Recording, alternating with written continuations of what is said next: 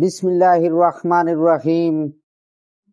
আলহামদুলিল্লাহি রাব্বিল আলামিন আর রহমানির রহিম মালিকি ইয়াউমিদ্দিন। ইয়্যাকা না'বুদু ওয়া ইয়্যাকা নাস্তাইন। ইহদিনাস সিরাতাল মুস্তাকিম সিরাতাল লাযীনা আন'আমতা আলাইহিম গায়রিল মাগদুবি আলাইহিম ওয়ালাদ-দাল্লিন। আমিন। সমস্ত প্রশংসা মহান আল্লাহ পাক রাব্বুল ইজ্জতের জন্য, যিনি 18,000 আলমের মালিক এবং দয়াময় দয়ালদাতা আল্লাহ। আমাকে হায়াত দিয়ে, রিজিক দিয়ে আমাকে এখনো সুস্থ রেখেছে। আমি আল্লাহর প্রশংসা করতেছি। এটাই বড় বিরাট এক নিয়ামত পেয়েছি মহান আল্লাহর তরফ হইতে। আর আল্লাহ রাব্বুল ইজ্জাত রেখেছেন আমাদের মাঝে তিনার রাসূলকে, তিনার দোস্তকে, তিনার বন্ধুকে। যদি রাসূলের করুণা বিনয় যার অন্তরে নাই, না করা হয়, রাসূলের যদি শরণাপন্ন না হয়, রাসূলের যদি প্রশংসা না হয়, তাহলে তার মানব জীবনের এক বিন্দু পরিমাণ মূল্য নেই। কারণ অন্ধকারে সেই পতিত হয়ে যাবে। বলা হয়েছে রাসূলকে ভালোবাসতে, রাসূলের চরণদাসী হওয়ার জন্য আমার আল্লাহ বলেছে। আর আজকে আমরা রাসূলের চরণদাসী না হয়ে আমার আমিরদের চরণদাসী করতেছি, খান্নাসের চরণদাসী করতেছি। আর বড় বড় অনেক ফতোয়া দিচ্ছি, অনেক কথা বলতেছি। শিরক, বেদাত, কুফরি, অলিক মানা যাবে না, এই গুরুক মানা যাবে না, পীরেক মানা যাবে না। এই তামাম বিশ্বকুল জুড়ে আজকে এই উঞ্জন শুরু হয়ে গেছে। সেটা কে বলতেছে? এই ওহাব নজদি, এই ইয়াজিদ, এই ফেরাউন, নমরুদ, আবু জেহেল, মুসাইলিমা কাজ্জাবের দল যারা, তারের কথা শুনলে ঈমানও থাকবে না, আমানও থাকবে না, কিচ্ছু থাকবে না। হইতে পারবে একটা জিনিস, যেটা নাকি জাহান্নামের কাফের হয়ে থাকতে হবে। যেমন আজাজিল ফেরেশতা হয়েছে শয়তান, কারণ শয়তানের কুমন্ত্রণায় চলা। তা আমরা এই শয়তানের কুমন্ত্রণা হইতে রাসূলের ইন্তেজারি করি, আল্লাহর দাসত্ব করিয়ে আল্লাহর শুকরিয়া সবুরে যেন এই দুনিয়ার থেকে মরার আগেই মরে যেতে পারি, তবে গই হবে মানব জীবন। মুতু কাবলা আনতা মাউত। এখানে বলতেছে মরার আগে একবার মরে যাও। কি মরে যাবে? মানুষের মধ্যে রয়েছে কুপ্রবৃত্তিয়তা, কাম, ক্রোধ, লোভ, লালসা। বিবেক আত্মা যেখানে জাগ্রত হয় না, সেখানে জীবাত্মার কোনো পরিমার্জিত হয় না। আর জীবাত্মার পরিমার্জিত হয় বিবেক আত্মার মাধ্যমে। আর বিবেক আত্মাকে জাগ্রত, সচেতন, সক্রিয় করতে পারেন হলেও কামেল মুর্শিদ, গুরু, পীর যিনি, তিনি। এটার প্রমাণ আছে। প্রমাণ হলো বহুত অলি আবদাল বাংলার জমিনে আসছে, ভারতবর্ষে আসছে। সকলেরই একটা দুইটা করে প্রমাণ রেখে গেছেন। যেমন শুনেন, রংপুরে ছিল জাহাঙ্গীর বাগদাদি। এই জাহাঙ্গীর বাগদাদি রংপুরে আসলেন, তো কিছু ভক্তবিন্দু কি করলেন, উনাকে একটু দাওয়াত দিলেন। দাওয়াত দিয়ে ভক্ত সাজিয়েছে। কিসের ভক্ত? শয়তান যুক্ত ভক্ত। তারা হলো শয়তান ভক্ত।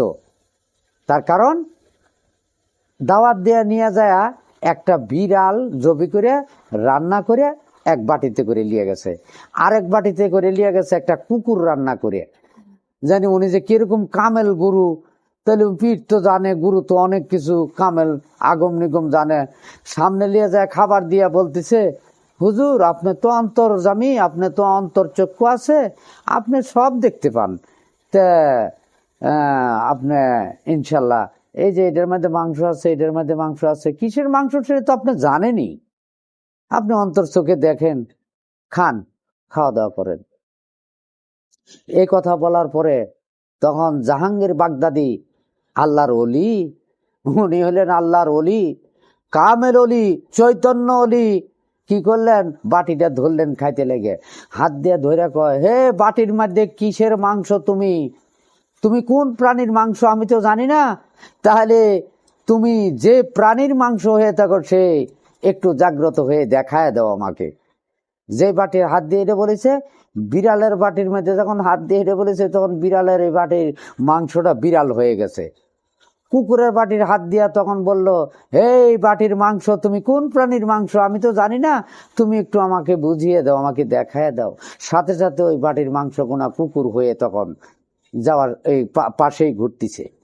যখন পাশে ঘুরতেছে, আর যে বেয়াদব ওই যে অন্ধকার বেয়াদ্দব ভক্ত, ওই বেয়াদ্দব ভক্ত তখন কয়, আল্লাহ এটা আবার কি খেলা, সর্বনাশ করেছে, কি করলাম, কি ভুল না করলাম।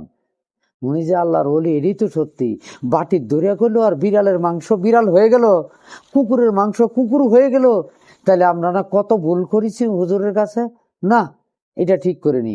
যায় তখন বলতেছে, হুজুর মস্ত বড় ভুল করেছি আপনার কাছে, এটা আমরা জানিয়েই করেছি আপনাকে পরীক্ষার জন্য। তা আপনি জ্বলন্ত যার জলিমান, আপনি একজন আল্লাহর রাসূলের প্রিয় বন্ধু, যে এটাই সত্য, আমাদেরকে ক্ষমা করে দয়া করে আমাদেরকে আপনি বায়াত করেন, বায়াত করে আমাদেরকে কালেমা দান করেন। তখন ওনার পা ধরে কান্না শুরু করলো।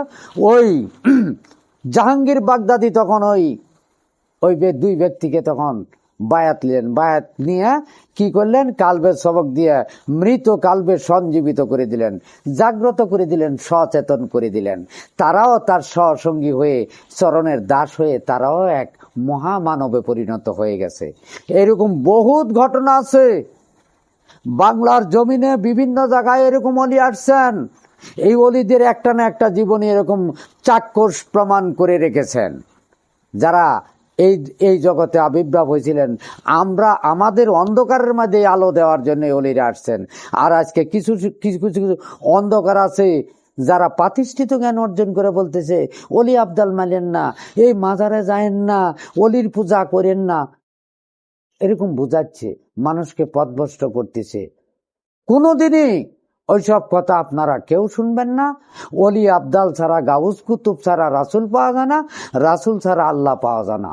দলিল প্রমাণ করছে আল কোরআন, কোরআনের পাতায় পাতায় আছে। ওরা যে কানারা জানে না, দেখে না, বুঝে না, খালি পড়ে।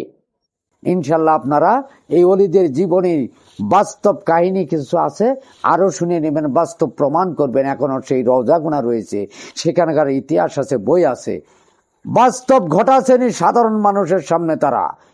আর আজকে অন্ধরা বলতেছে তাদের কথা শুনবেন না, অলিদের জীবনী শুনে তারপরে অলিদের পরদর্শী করবেন, জীবন ধন্য হবে ইনশাল্লাহ।